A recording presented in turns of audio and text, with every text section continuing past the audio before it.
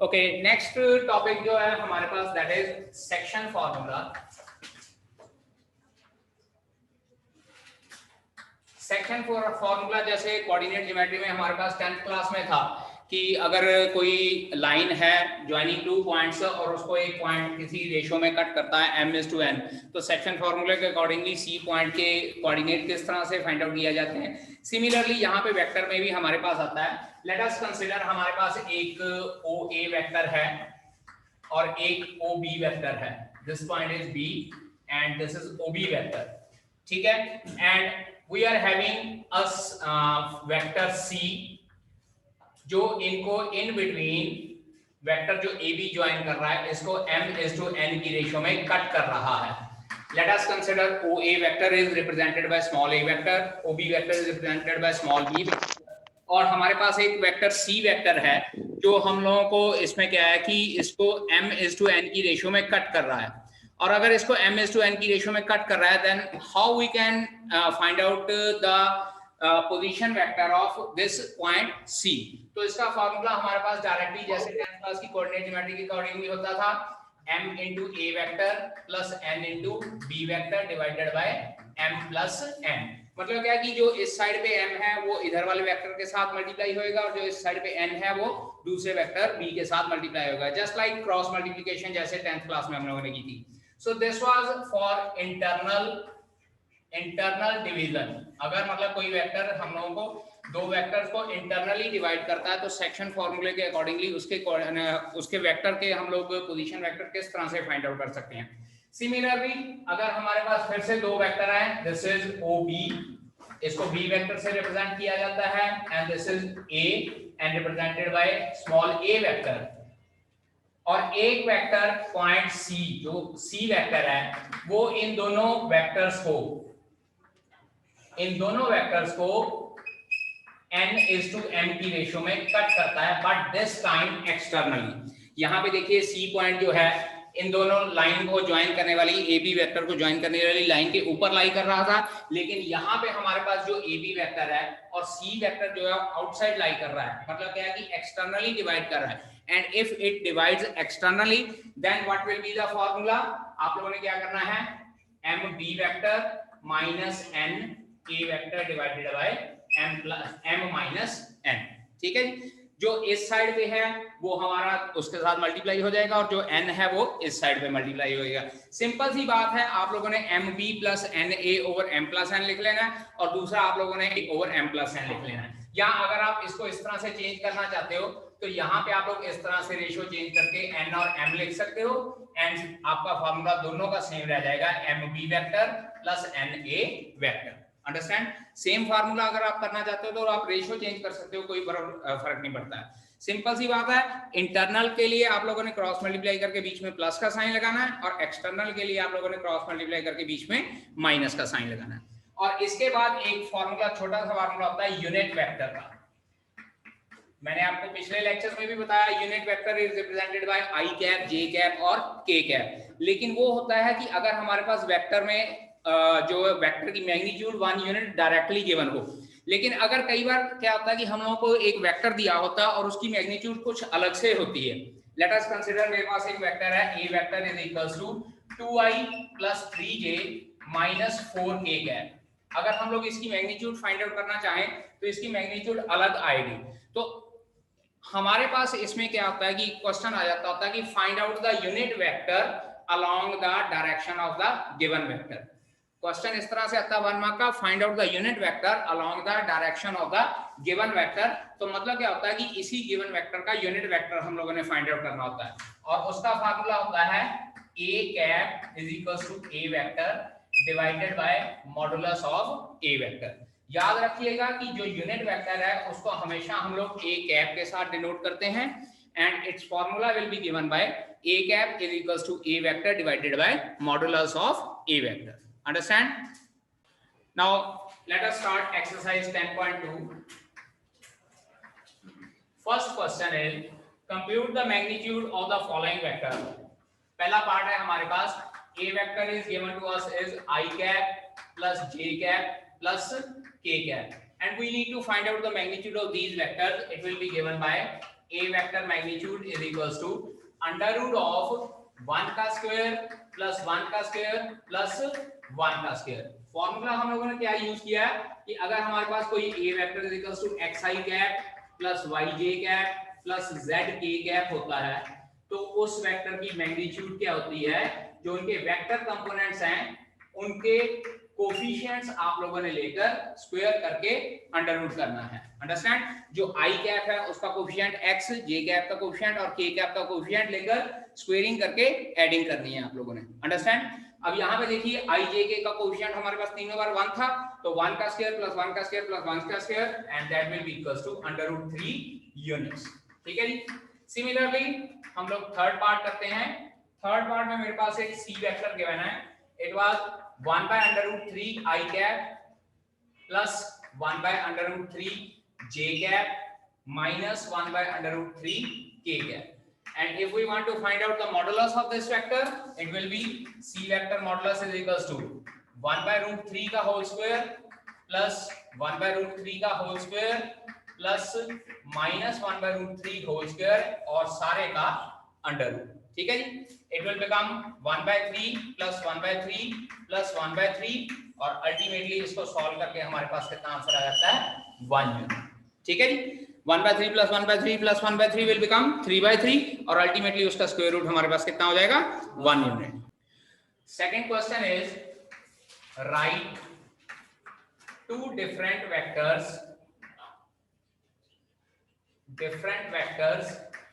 having same magnitude। अब same magnitude मतलब क्या है कि हम लोग जब उसका मैग्नीट्यूड फाइंड आउट करना चाहें तो मैग्नीट्यूड का आंसर सेम आना चाहिए लेकिन दोनों के दोनों वेक्टर डिफरेंट होने चाहिए। Now see here let small a vector is equals to 2i plus 3j minus 4k। एक वेक्टर मेरे पास है 2i plus 3j minus 4k और एक b वेक्टर मैं कंसीडर कर लेता हूं 4i plus 2j plus 3k। Check कीजिए, अगर हम लोग इसको 3 डायमेंशनल स्पेस में रिप्रेजेंट करना चाहेंगे तो मेरे पास ये पॉइंट आएगा 2, 3 एंड -4। लेकिन जब ये पॉइंट हम लोग रिप्रेजेंट करना चाहेंगे ये पॉइंट आएगा 4, 2 एंड 3। तो क्लियरली जो ये दोनों वेक्टर हैं दो अलग अलग वेक्टर हैं और इनका स्टार्टिंग पॉइंट तो भी डिफरेंट ही होएगा।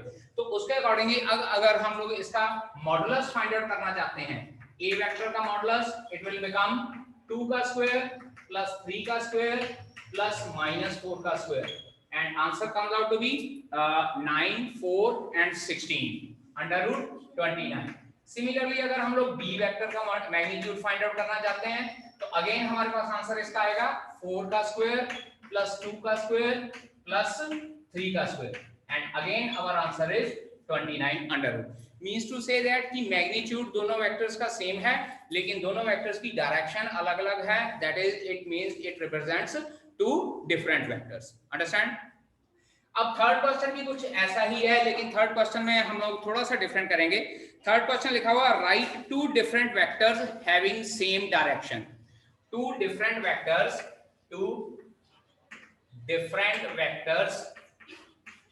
Having same direction. अब एक बात बेटा जी आप लोगों को याद रखनी चाहिए कि जब कहा हो कि दो वेक्टर डिफरेंट हैं लेकिन डायरेक्शन सेम है तो it means we are talking about collinear vectors. We are talking about collinear vector और कोलिनियर वेक्टर की मैंने डेफिनेशन बताई थी कि a1 over b1 is equals to a2 over b2 is equals to a3 over b3। तो यहाँ इसका मतलब क्या आ गया कि अगर हम लोग a वेक्टर कोई कंसीडर कर लेते हैं, let us consider i plus 2j plus 3k, then I will consider b vector as some constant multiple of a, some constant multiple of a। तो अपनी मर्जी है, चाहे आप constant multiple कोई भी लिख लीजिए। मैं क्या करता हूँ इसका 2 टाइम कंसीडर कर लेता हूँ। This is 2i cap plus 4j cap plus 6k cap। Clearly these two vectors are collinear but with different direction। with same direction vectors हमारे पास ये दोनों डिफरेंट है क्योंकि ये पॉइंट कंसीडर होएगा 1, 2, 3 और ये पॉइंट कंसीडर होता है 2, 4, 6। क्लियरली दोनों पॉइंट डिफरेंट जगह पे लाई करेंगे स्पेस में। अगर हम लोग 3 डायमेंशनल डायग्राम में बात करें तो इसका मतलब क्या है, these two are different vector but having the same direction. Understand? तो यहाँ पे गिवन है ए वेक्टर कंसीडर कर लेते हैं, गिवन है 2i cap plus 3j cap और बी वेक्टर गिवन है xi cap plus yj cap. Given that the two vectors are equal, लिखना इस तरह से बेटा जी, given that a vector is equals to b vector, it implies x is equals to 2 and y is equals to 3 and this will be your answer for this question। 1 mark के छोटे छोटे से क्वेश्चन होते हैं vector से chapter में से, इस तरह से जो हम लोगों को क्वेश्चन पेपर में अवेलेबल होते हैं, ठीक है। Now question number 5, find the scalar and vector component of the vector with initial point 2 1 and terminal point -5, 7। Now see here, एक कोऑर्डिनेट कैपिटल A कंसीडर कर लेता हूं मैं 2, 1 और एक टर्मिनल पॉइंट कंसीडर कर लेते हैं B दैट इज -5, 7।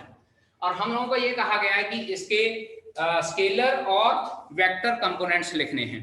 अब यहाँ पे देखिए, पहले हम लोग लिखेंगे ए बी वेक्टर। मैंने पिछले लेक्चर में भी बताया था कि जब भी हम लोगों ने वेक्टर ज्वाइनिंग 2 पॉइंट्स लिखा है तो सबसे पहले लिखेंगे position vector of B minus position vector of A, ठीक है जी।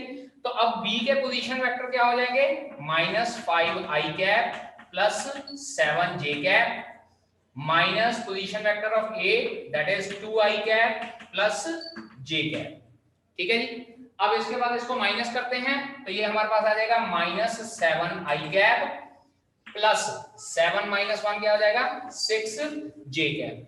अब इसके बाद हम लोग को कहा स्केलर कंपोनेंट लिखने हैं और वेक्टर कंपोनेंट लिखने हैं, तो इसके बाद हम लोग इस तरह से लिखेंगे therefore scalar components of A B vector क्या क्या हो जाएंगे, -7 एंड 6। चेक कीजिए, यहाँ पे मैं आई कैप और जे कैप नहीं लिख रहा हूं। और दूसरा, अगर वेक्टर कंपोनेंट्स लिखने हैं तो वेक्टर कंपोनेंट्स वो क्या हो जाएंगे, it will become equals to A B vector is equals to -7i cap, 6j cap. बेटा जी यहाँ पे देखिए -7i कैप प्लस 6j लिखा था, लेकिन वहां पे मैं कहीं पे भी प्लस का साइन नहीं लिख रहा हूँ, कॉमा डाल के लिख रहा हूँ, क्योंकि हम लोगों ने सिर्फ कंपोनेंट्स लिखने हैं और कंपोनेंट लिखते वक्त हम लोग प्लस माइनस के साइन नहीं लगाते। हाँ, अनलेस अगर उसके साथ कोई प्लस या माइनस का साइन लगा हो तो हम लोग उनको कॉमा डाल के लिखते हैं। अंडरस्टैंड?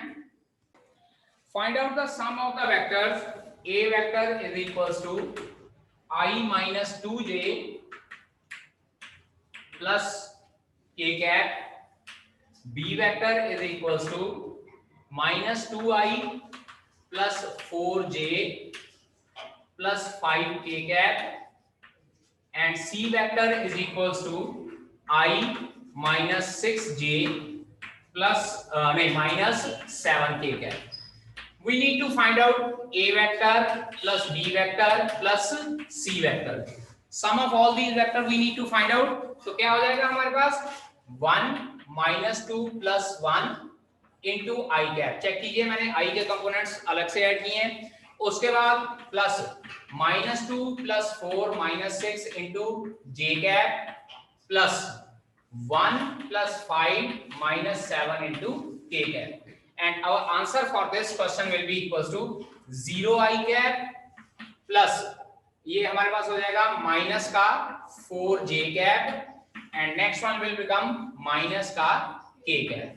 तो अब अगर आपके पास कोई कंपोनेंट 0 की फॉर्म में आता है, चाहे आपकी मर्जी है लिखना चाहते हैं तो लिख लीजिए, otherwise you can write down -4j cap -k cap, ठीक है। अगर आप लोगों ने k कैप लिखा तो ऑब्वियस सी बात है, अंडरस्टूड है कि ये 3 डायमेंशनल स्पेस में बात हो रही है। लेकिन अगर कहीं आपका k कैप वाली पोर्शन 0 आ जाता है तो आप लोगों को वहां पे लिखना पड़ेगा 0k कैप, ठीक है। बात समझ? अब 7th क्वेश्चन यहाँ है, find the unit vector in the direction of the vector a vector is equals to I cap plus j cap plus 2k cap. Unit vector का फॉर्मूला मैंने अभी बताया था, क्या होता है, a cap is equals to a vector over a vector का modulus. Means to say we need to find out the magnitude of the vector a। तो सबसे पहले हम लोग a वेक्टर की मैग्नीट्यूड फाइंड आउट करते हैं, या था 1 का स्क्वायर प्लस 1 का स्क्वायर प्लस 2 का स्क्वायर और सारे का under root, it will become √6। Therefore इसके बाद लिखते हैं therefore unit vector along the direction of a vector, unit vector along the direction of a vector is equals to a vector divided by a vector का magnitude. तो जहां जहां पे आपका पूरे का पूरा a वेक्टर पहले न्यूमरेटर में लिख लीजिए और बाहर कलेक्टिवली इस तरह से लिख लेता हूं मैं √6। So your answer will be चाहे तो 1/√6 into I cap plus J cap plus 2K cap लिख लीजिए, या आप लोग अलग अलग के नीचे लिख सकते हैं I cap over √6 plus J cap over √6 plus 2K cap over √6। ठीक है जी। P पॉइंट हमारे पास है 1, 2, 3 and Q point is 4, 5 and 6। We need to find out the unit vector along the direction of PQ vector।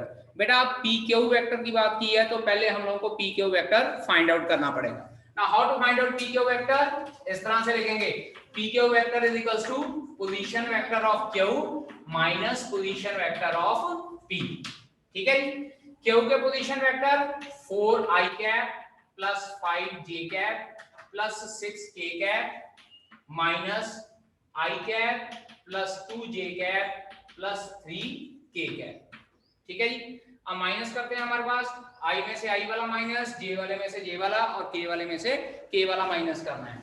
4I minus J it will become equals to 3I cap, 5J minus 2J again 3J cap, 6K minus 3K again 3K cap। So जो PQ vector हमारे पास है that is 3I plus 3J plus 3K vector। Now we need to find out the unit vector along PQ vector। Therefore unit vector along PQ vector is equals to, check कीजिए बेटा जी, ये हम लोग इसको इस तरह से लिखेंगे PQ cap is equals to PQ vector over modulus of PQ vector। Equation number 1। अब PQ वेक्टर का मॉडुलस है means we need to find out magnitude of PQ vector.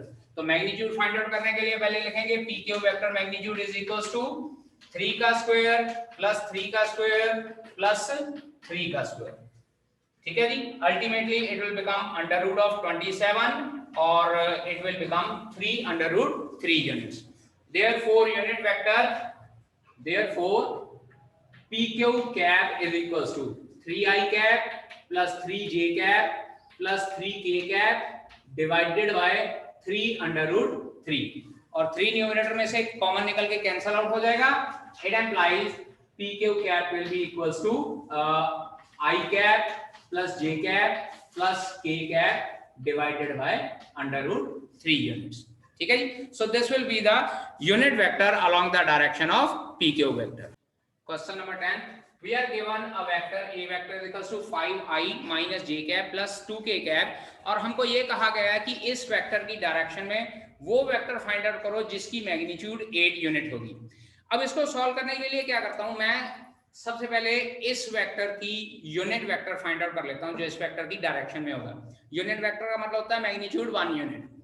अब जब यूनिट वेक्टर फाइंड आउट कर लेंगे उसको further 8 से multiply कर लेंगे तो वो 8 मैग्नीट्यूड का वेक्टर हो जाएगा। ठीक है। तो यहां पे लिखेंगे firstly we will find unit vector along the direction of a vector। तो वो हमारे पास फार्मूला क्या है, a cap is equals to a vector divided by a vector की मैग्नीट्यूड। मैं डायरेक्टली बेटा ये यहाँ पे लिख रहा हूँ 5I cap minus j cap plus 2k cap divided by √ of 5 का स्क्वायर प्लस -1 का स्क्वायर प्लस 2 का स्क्वायर। ठीक है जी। सॉल्व करके हमारे पास आ जाता है a cap is equals to 5I cap minus j cap plus 2k cap divided by I think √30 आता है। 5 का स्क्वायर 25, 1 का स्क्वायर 1 और 2 का स्क्वायर 4 √30। अब यहाँ पे ये वेक्टर है जिसकी मैग्नीट्यूड है 1 unit. Therefore a vector whose magnitude is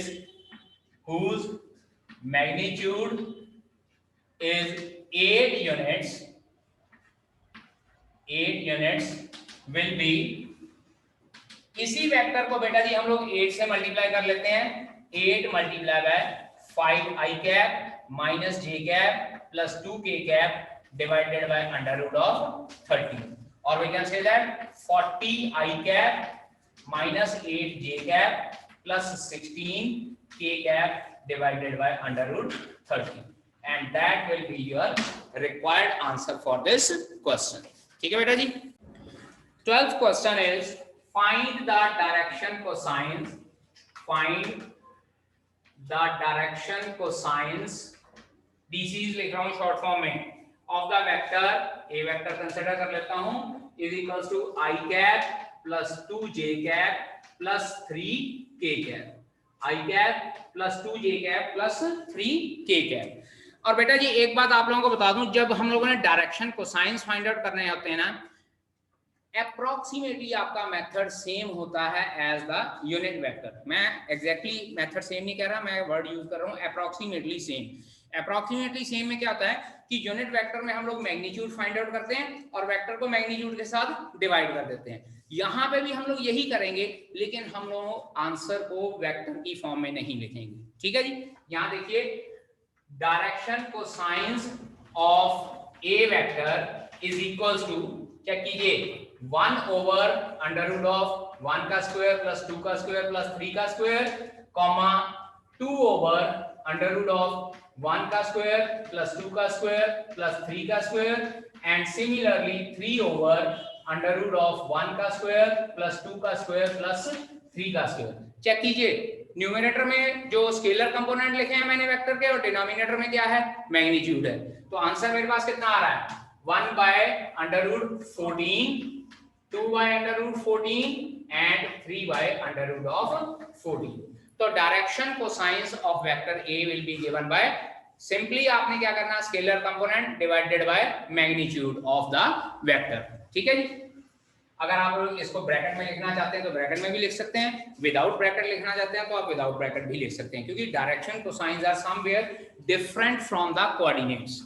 coordinates हो तो हम लोग ब्रैकेट में लिख सकते हैं, अगर ये कोऑर्डिनेट्स नहीं है तो जरूरी नहीं है इसको ब्रैकेट में लिखना है या नहीं लिखना। या अदरवाइज कई बुक्स में जब सीनियर क्लासेस में जाते हैं तो कई बुक्स में स्पेशल ब्रैकेट यूज की जाती है, और वो स्पेशल ब्रैकेट इस तरह से होती है इसकी, 1 by under root 14, 2 by under root 14 and 3 by under root of 14। Understand? और ये बात याद रखिएगा कि डायरेक्शन कोसाइन में आपका हमेशा answer L square plus M square plus N square क्या आना चाहिए, 1 आना चाहिए। अगर आपका आंसर 1 नहीं आता है, इट मींस आपने डायरेक्शन कोसाइंस गलत फाइंड आउट की है। पॉइंट हम लोगों को कैपिटल ए गिवन है 1, 2, -3, और कैपिटल बी पॉइंट हम लोगों को गिवन है -1, -2, -1। We need to find out firstly AB vector. AB vector will be equals to position vector of B minus position vector of A. Position vector of B क्या हो जाएगा, -i cap minus 2j cap plus k cap. बेटा देख लीजिए, इसको पहले मैं vectors की फॉर्म में लिख रहा हूं, इसका आ जाएगा i cap plus 2j cap minus 3k cap. ठीक है, अब इसको सब्ट्रैक्ट करते हैं, हमारे पास आता है -2i cap minus 4j cap plus 4k cap. ठीक है जी। therefore direction cosines of AB vector क्या हो जाएंगे, -2 ओवर अंडर रूट ऑफ -2 का स्क्वायर प्लस -4 का स्क्वायर प्लस 4 का square, comma -4 over under root of -2 का स्क्वायर प्लस -4 का स्क्वायर प्लस 4 का square, and again 4 over under root of same thing, यही चीज। ठीक है जी। तो आपके पास बचता है -2 over 16 plus 16 36 under root of 36 -4 over under root 36 and 4 over under root 36। Ultimately हमारे पास बचता है -2 ओवर 6 -4 over 6 and 4 over 6। ठीक है जी। और we can say that our answer is -1/2 -2/3 -1/3 -2/3 and 2/3। और बेटा जी एक इंपॉर्टेंट बात आपको डायरेक्शन कोसाइंस और डायरेक्शन रेशियो के रिगार्डिंग मैं आपको बता दूं कि अगर हमारे पास डायरेक्शन कोसाइन और डायरेक्शन रेशियो में कुछ कॉमन निकलता होगा ना, तो हम लोग उसको कॉमन निकाल के लिख सकते हैं without writing the common material जो हमने बाहर निकाला। अब यहाँ पे देखिए -1/3, -2/3 एंड 2/3, इसमें से मैं अगर माइनस का साइन बाहर निकाल लूं तो I can write it like 1/3, 2/3 and -2/3।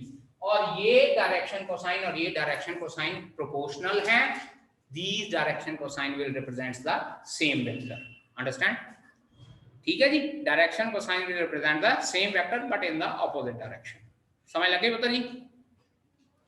Question number 14 is vector आपके पास है, देखिए a vector is equals to I cap plus j cap plus k cap। 14 question यहाँ पे मैं थोड़े से छोटे से पार्ट में ही हो जाएगा। आप क्या कीजिए, इसकी डायरेक्शन कोसाइंस फाइंड आउट कीजिए।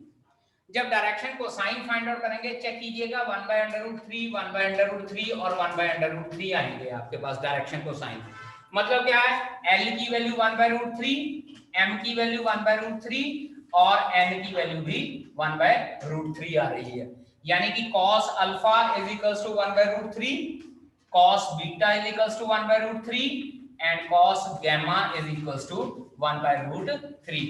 और ये कोसाइन एंगल क्या था, तीनों एक्सिस के साथ एंगल जो है उसका डायरेक्शन बता रहा है। तो इसका मतलब क्या है, अगर डायरेक्शन कोसाइन सेम है तो this vector will make same angle with the all the three axis, that is OX, OY and OZ। ठीक है जी।